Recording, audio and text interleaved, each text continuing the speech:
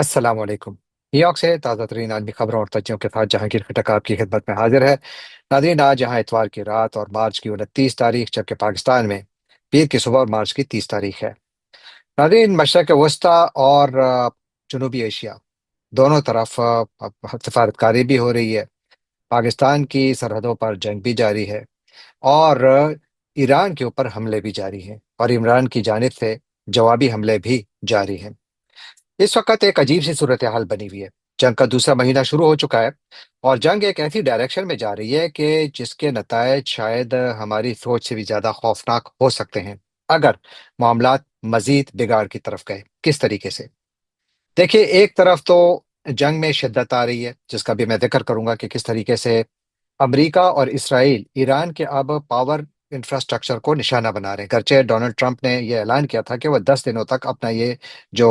ایران کا جو پاور کا سٹرکچر ہے، یعنی بجلی کا جو انفراسٹرکچر ہے، اس پر حملے مؤخر کر رہے ہیں 10 دنوں کے لیے۔ لیکن لگتا ہے کہ شاید اسرائیل اور امریکہ نے دونوں نے مل کر یہ جو تبریز اور تہران کا جو الیکٹرک گریڈ ہے اس کو نشانہ بنایا۔ کئی علاقے وہاں پر تاریکی میں ڈوب گئے، اور وہاں پر جو مالی اور جانی نقصان ہے وہ بھی بہت زیادہ ہو رہا ہے۔ آج تہران یونیورسٹی کو بھی نقصان پہنچایا گیا، اس پر بھی حملے ہوئے۔ تو ایک طرف تو بمباری میں شدت ہے، اور اس کے جواب میں ایک اور خطرناک موو ایران کی طرف سے کی گئی۔ ایران نے ایک کیمیکل پلانٹ کو اسرائیل میں نشانہ بنایا، اور کویت میں ایک پانی کے ڈی سیلینیشن پلانٹ کو نشانہ بنایا، جس میں ایک بھارتی وہاں پر ایک کوئی کام کرنے والا شخص تھا، وہ بیچ میں جاں بحق ہوا۔ اور وہاں پر اب یہ معلوم نہیں کہ اس جو ڈیسیلینیشن پلانٹ ہے اس کو کتنا نقصان پہنچا ہے۔ تو ایک طرف جنگ جاری ہے، دوسری طرف صدر ٹرمپ کے حوالے سے دو قسم کی خبریں آ رہی ہیں۔ ایک وہ جو کہ بیانات ہیں، اور دوسرے وہ کہ امریکہ میڈیا اپنی ایکسکلوسیو خبر کی صورت میں رپورٹ کر رہا ہے۔ جو ڈونلڈ ٹرمپ کے آج جو بیانات سامنے آئے ہیں تو وہ بڑے مکسڈ ہیں۔ ایک تو وہ کہتے ہیں کہ ایران کو اپنا یورینیم ہمارے حوالے کرنا ہوگا، اس کے علاوہ دوسرا کوئی راستہ نہیں ہے۔ دوسرا یہ کہ ایران کے ساتھ ہمارے براہ راست اور بلا واسطہ جو بات چیت ہے وہ بھی جاری ہے۔ اور تیسرا یہ کہ ہماری جو ملٹری ہے اس نے ایران کی جو فوجی قوت ہے اس کی کمر توڑ دی ہے۔ اور ساتھ ہی امریکہ وہاں پر فوج کشی کی بھی تیاری کر رہا ہے۔ یہ اس لیے کہ وہاں پر اب امریکہ کی تقریباً 50,000 فوج جو ہے وہ مڈل ایسٹ میں جمع ہو چکی ہے، اور خیال یہ ہے کہ امریکہ محدود پیمانے پر کارروائی کر سکتا ہے۔ آج جب میں یہ رپورٹ یعنی جب میں یہ شو ریکارڈ کر رہا ہوں تو اس سے پہلے وال اسٹریٹ جرنل نے ایک ایکسکلوسیو خبر چھاپی ہے، جس میں دعویٰ کیا گیا ہے کہ امریکی صدر اب اس بات پر بڑا سیریسلی غور کر رہے ہیں کہ امریکی فوج کو یہ مشن دیا جائے کہ وہ 1,000 پاؤنڈ یورینیم جو کہ ایران نے کہیں چھپایا ہوا ہے وہ ان سے حاصل کیا جائے، یعنی وہاں پر فوجی کارروائی کی جائے، اور وہاں سے وہ یورینیم جہاں بھی پڑا ہوا ہے وہ حاصل کر کے ایران سے چھین لیا جائے۔ نہ صرف یورینیم چھینا جائے، بلکہ ڈونلڈ ٹرمپ کا آج ایک برطانوی اخبار فائنینشل ٹائمز کو بھی ایک انٹرویو دیا ہے انہوں نے، اس میں بھی ان کا ایک بیان سامنے ہے جس میں وہ کہتے ہیں کہ ہم ایران کے تیل کے ذخائر پر بھی قبضہ کرنا چاہتے ہیں۔ اور اس سلسلے میں ان کا یہ بھی کہنا تھا کہ خارگ آئلینڈ جو ہے جہاں سے کہ ایران کی تیل کی ایکسپورٹس ہوتی ہیں، اس پر بھی امریکہ بڑی آسانی سے قبضہ کر سکتا ہے، اور انہوں نے بڑی واضح اشارے دیے کہ وہ اس پر قبضہ کریں گے۔ دوسری جانب جو ایران کی جو پارلیمنٹ ہے اس کی جو اسپیکر ہیں باغیر غلیباف، ان کا یا باقر غلیباف، دونوں طریقے سے ان کا نام پکارا جاتا ہے، ان کا آج ایک بیان آیا۔ انہوں نے امریکہ پر الزام لگایا ہے کہ امریکہ مذاکرات اور دوسری جو انہوں نے شروع کیے میں پاکستان، ترکیہ اور مصر کے ذریعے اس کو استعمال کر رہا ہے بنیادی طور پر ایران کے اوپر ایک لینڈ انویژن کے لیے، یعنی ایران پر فوج کشی کی تیاری کر رہا ہے۔ اور امریکہ یہ چھپا بھی نہیں رہا، ظاہر ہے ان کی ہزاروں کی فوج وہاں پہنچ چکی ہے، اور شاید مزید بھی بھیجی جائے، کیونکہ یہ جو آپریشن جس کا آج وال اسٹریٹ جرنل نے ذکر کیا ہے، وہ کہتے ہیں کہ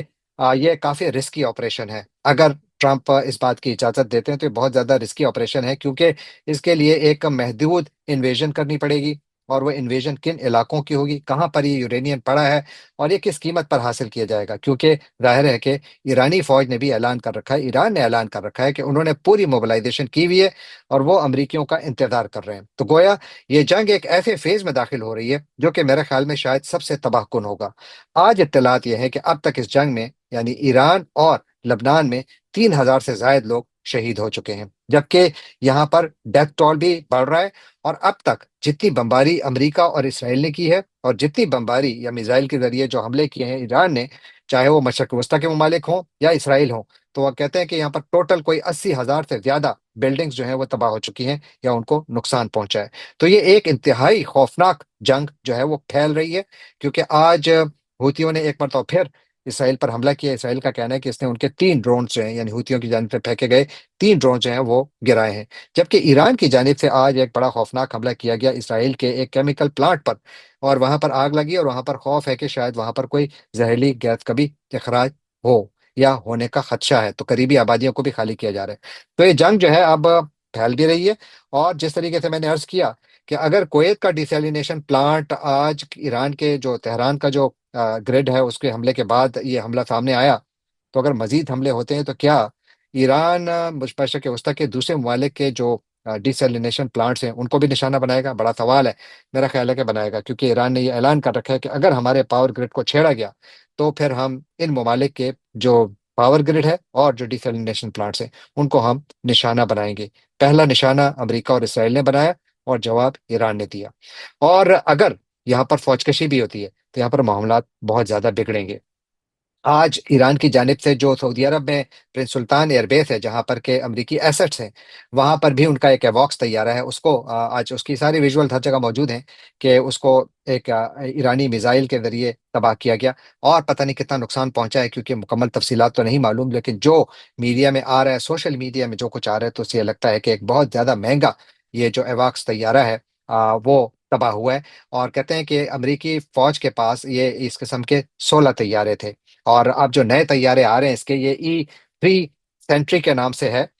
یہ 16 میں سے ایک طیارہ تھا جو تباہ ہوا ہے، جبکہ اب جو نئے طیارے اس کے E-7 سیریز نئے طیارے آ رہے ہیں واکس کے، اس کی قیمت $700 ملین ہے۔ اس طیارے کی قیمت بھی کم از کم $300 ملین بتائی جاتی ہے۔ تو یوں یہ جنگ خوفناک ہے، بڑھ رہی ہے، پھیل رہی ہے، اور اس دوران اب یہ تمام دیکھیے، ایک انگریزی میں کہاوت ہے کہ action speak louder than words, یعنی آپ کا جو آپ کے اعمال ہیں جو آپ کر رہے ہیں وہ آپ کے الفاظ سے زیادہ اونچی آواز میں بولتے ہیں۔ تو اس وقت ایک طرف فوجوں کا اجتماع ہو رہا ہے، فوج جمع کی جا رہی ہے، دوسری طرف ایک بہت بڑی کارروائی کی تیاری کی جا رہی ہے، اور تیسری طرف پاکستان سمیت سعودی عرب، ترکیہ اور مصر مل کر کچھ سفارتکاری کر رہے ہیں۔ آج اسلام آباد میں ان کے وزراء خارجہ کا ایک اجلاس ہوا، اور اس کے بعد طاہر اسحاق ڈار کا یہ بیان سامنے آیا کہ ہم کو بڑی، یعنی ہم بہت خوش ہوں گے کہ اگر ہم امریکہ اور ایران کے درمیان بات چیت کروا سکیں۔ اب یہاں پر کنفیوزنگ سگنل جس کا میں نے شروع میں ذکر کیا وہ یہ ہے کہ ایک طرف صدر ٹرمپ یہ کہہ رہے ہیں کہ ہماری بات چیت ہو رہی ہے، بہت اچھی ہو رہی ہے، دوسری طرف وہ کہہ رہے ہیں کہ ہماری جنگ جاری ہے، بہت ٹھیک جاری ہے، ہم نے ایران کی فوج کی کمر توڑ دی ہے۔ اور تیسری طرف جو بات چیت پاکستان، ترکیہ اور سعودی عرب اور مصر کے ذریعے ہو رہی ہے،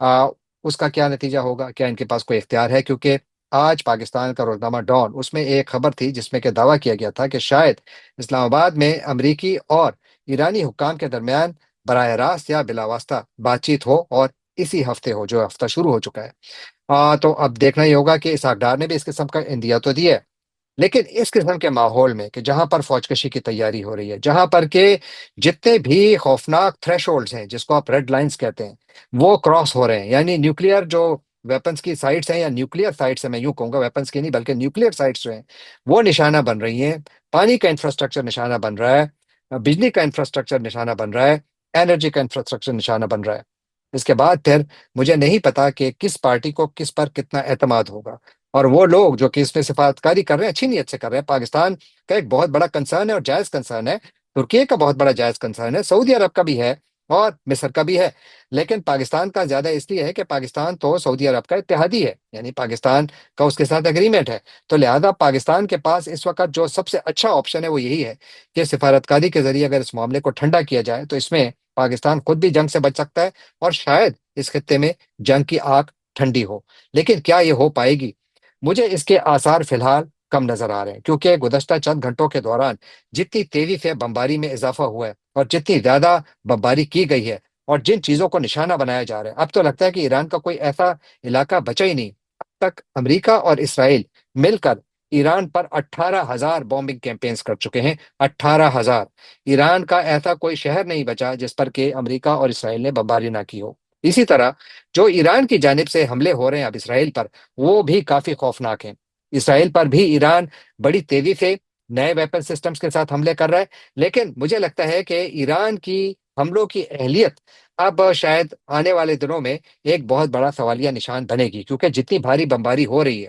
اب یہ نہیں معلوم کہ ان کی جو میزائل لانچنگ سائٹس ہیں اس میں سے کتنی بچی ہیں، کیونکہ کافی کو نقصان پہنچا ہے۔ جو ان کے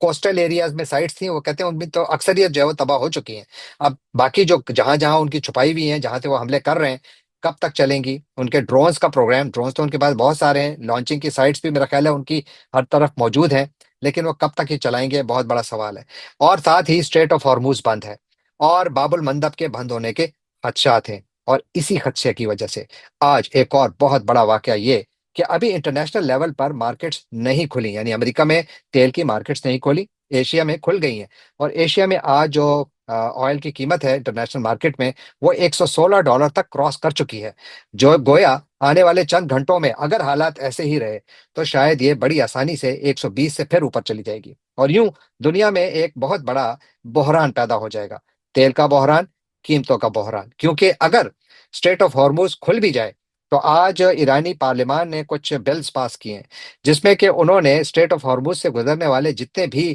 آئل ٹینکرز اور جتنے بھی جو جہاز ہیں، وہ تمام ان کو اب مختلف قسم کے مدوں میں ٹیکس دینے پڑیں گے، جس میں کہ انوائرمنٹل ٹیکس بھی ہے، مختلف قسم کے ٹیکس ہیں، یعنی بیسیکلی انہوں نے ایک باقاعدہ ٹول سسٹم کی منظوری دے دی ہے۔ اور ایک ایسے وقت جب ڈونلڈ ٹرمپ ایران کے تیل پر قبضہ کرنا چاہتے ہیں، ان کے یورینیم کو ان سے حاصل کرنا چاہتے ہیں، یعنی ایران سے چھیننا چاہتے ہیں، اور ساتھ اسٹریٹ آف ہارموز کو بھی کھولنا چاہتے ہیں، تو اختلافات اتنے گہرے ہیں۔ اس میں مجھے نہیں پتا کہ پاکستان، ترکیہ، مصر اور سعودی عرب باوجود اپنی انتہائی نیک خواہشات کے اور اچھی نیت کے کیا کچھ حاصل کر پائیں گے؟ مجھے مشکل نظر آ رہا ہے، کیونکہ اس اجلاس کے بعد بھی کوئی ان چار فارن منسٹرز کی جانب سے باقاعدہ کوئی بیان سامنے نہیں آیا۔ بیان صرف ایک ہی شخص کی جانب سے آیا، اور اس کا نام اسحاق ڈار ہے۔ آج اسحاق ڈار صاحب تھوڑے پھسلے بھی، شکر ہے بچ گئے، لیکن بہت یعنی کف پتہ نہیں کس طریقے سے پھسلے، لیکن بہرحال شکر ہے کہ وہ خیریت سے ہیں اور بچ گئے۔ لیکن یہاں پر جو یہ اجلاس تھا،